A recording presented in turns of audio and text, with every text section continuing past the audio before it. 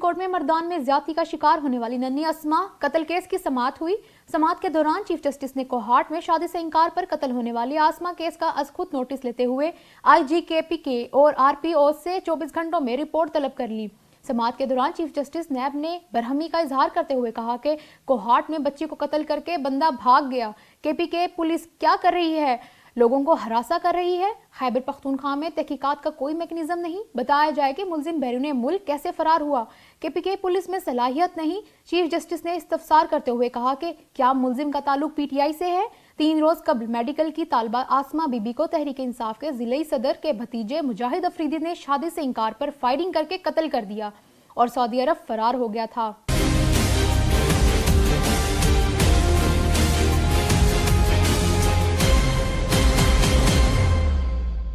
Please subscribe to Hums Up TV and hit the notification icon on the screen to get the latest updates of our channel.